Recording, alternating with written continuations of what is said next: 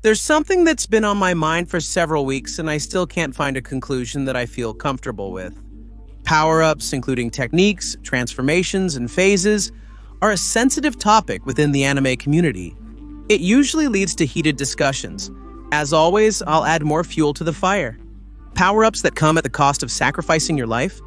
Do they justify absolutely any increase in power, no matter how exaggerated or inconsistent it may be? My initial opinion on the topic was very clear when I started thinking about it. The highest price an individual can pay is their own life. I emphasize as an individual, since, for example, for most people, the lives of their loved ones are much more valuable than their own. That's why giving your life for a cause is not the greatest sacrifice a person can make. Because I'm sure that if they had a choice, Itachi would have given his own life so that peace between the Uchiha and Konoha could last without the need to shed blood on either side. Being polite doesn't negate bravery. I'll say it again. Paying with your life is the highest price you can pay as an individual. What happens is that I feel like sometimes in anime, this is used as a very arbitrary device to give a character a totally unbalanced power-up, or beyond the established power scale. As they're sacrificing their life in this fight, the power-up must be extraordinary. It's totally feasible that even though 5 minutes ago he couldn't even touch his opponent, not even in his wildest dreams.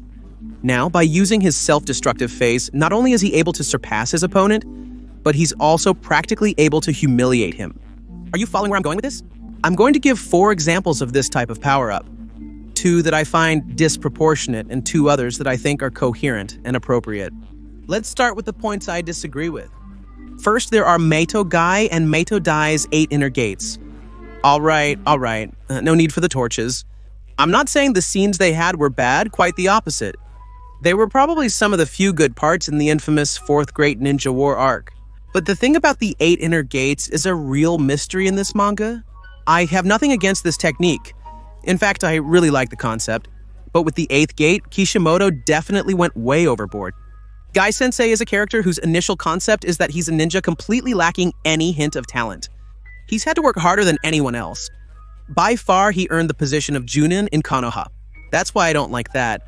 To give the character more weight, they gave him an overpowered technique.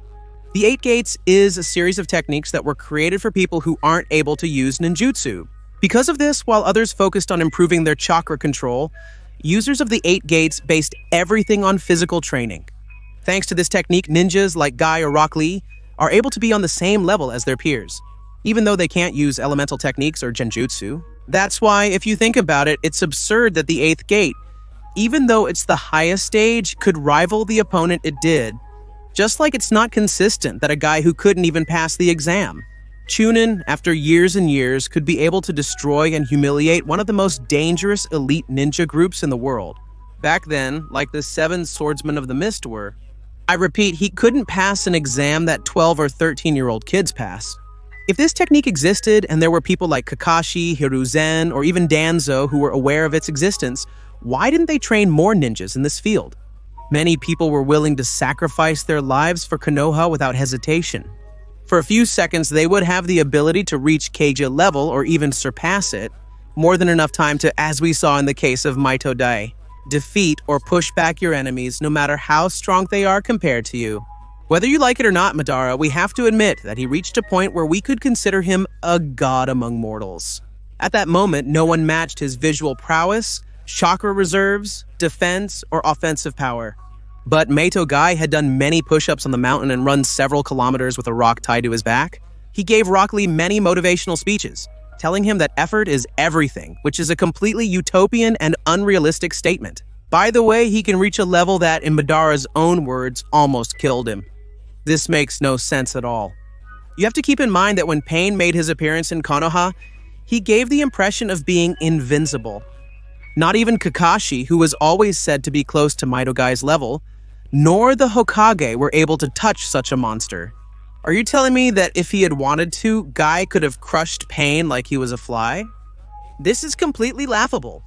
I talked to some narrative creators about this, and they told me that since the power limit of the 8th gate was never established, this power boost is justified, but I don't see it that way. We all know that the 8th gate was better than the others. What nobody expected was that it would be able to surpass the strength of the most powerful Uchiha at that time. with part of the most powerful Hokage absorbed. And being the Jinchuriki of the Ten Tails, he couldn't move a single muscle against a guy who had only done pure physical training. I'm sorry, but the more I think about this case, the more incoherent it seems to me. I don't know why Madara bothers to create such an extremely complex plan, if then anyone with effort, motivation, and discipline can end up defeating him. And please don't bring up the topic of but Bielsen took the Gobadamas from Madara. With them, he would have won. Because if your argument is that this guy lost because he didn't have one of his 1,000 broken techniques available, then we have nothing to debate.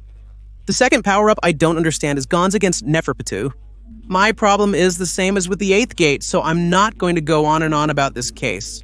It's justified because Gon pays a price, which is sacrificing everything and blah blah blah blah, very similar to the price you pay when opening the 8th gate. In the world of Hunter x Hunter, can anyone achieve this level of power simply through self-sacrifice? Yes, Gon at that moment was already a high-level Nen user, but the precious little ant was light years ahead of Gon. There was no way Gon could stand up to her.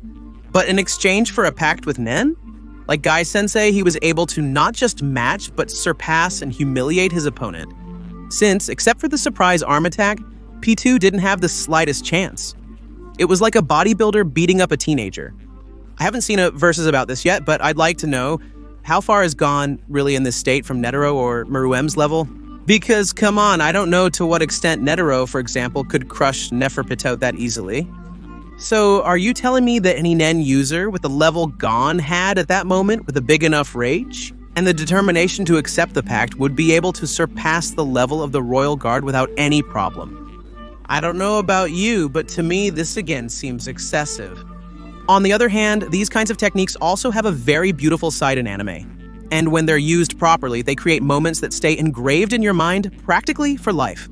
In the anime Hunter x Hunter, one such moment occurs during the Chimera Ant arc. Netero's sacrifice is often criticized as a deus ex machina, but this claim is unfounded. And it shows that they didn't understand this fight at all. One of Netero's intentions was to show Meruem that humans were much more capable than he thought and that he was completely underestimating them. The fact that Netero used a bomb instead of relying on his individual power was a gesture to show Meruem that it didn't matter how strong the enemy humanity faced was, as long as they joined forces. Humanity is unstoppable. Sometimes, combining a few brilliant minds can create a bomb more powerful than any energy. Nen, along with a hero capable of giving everything for humanity, this is the true power of humanity, the strength of unity.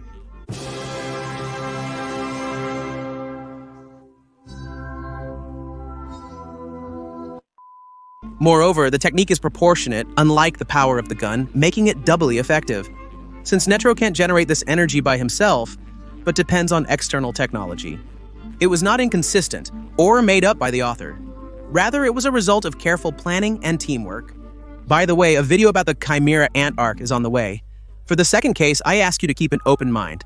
I know that both Naruto and Hunter x Hunter have a single finger and a better plot than the entire Dragon Ball franchise put together. We see you, Elitista, we see you. But Dragon Ball isn't Sword Art Online or Toradora. It has its positive points, doesn't it?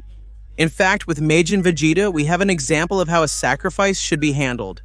Deadly technical move.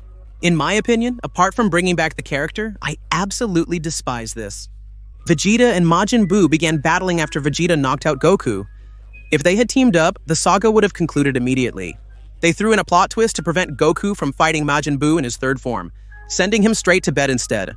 But I suppose those are just details. Vegeta fought well against Buu, but was far from the monster's power. But the difference wasn't nearly as huge as the one between Madara and Guy-sensei, or between Gon and Neferpitou.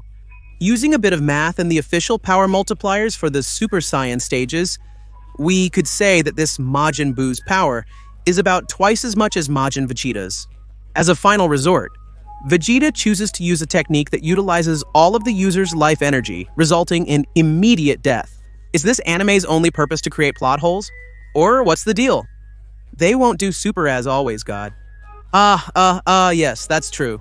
Obviously, if you have to pay this price. The reward is that the technique is much more powerful than any other you could use, without your body suffering so much that you collapse. But even though thanks to this technique he was able to keep Buu out of action for a few minutes, it was nowhere near powerful enough to defeat him completely. There's no inconsistency since he only stopped him briefly. It was the only way to accomplish such a feat. However, sacrificing his life didn't justify his technique suddenly having a completely disproportionate power. Sacrificing his life didn't mean that his technique suddenly had a completely disproportionate power. It was beyond the manga's power scale at the time. As I mentioned earlier, I don't have a definitive stance on this subject. Let's try something. I'm going to leave a link to a poll in the description of this video where everyone who watches this video can decide together. Is sacrificing your life enough of a reason to get a totally overpowered power-up or not? I prefer using YouTube polls to avoid external sites, but as usual, this platform has issues. If they're going to remove the polls you can insert into videos, what can we do about it? I'll post the results on Twitter a week after this video goes public, and I'll also comment on a few things about it. From my regular live streams, link in the description. That's it. If you enjoyed the video, feel free to subscribe. Follow me on my Twitter, join my live streams, and join my Discord server. Everything is linked in the description. On this channel, we're otakus who shower and have social lives. See you in the next video.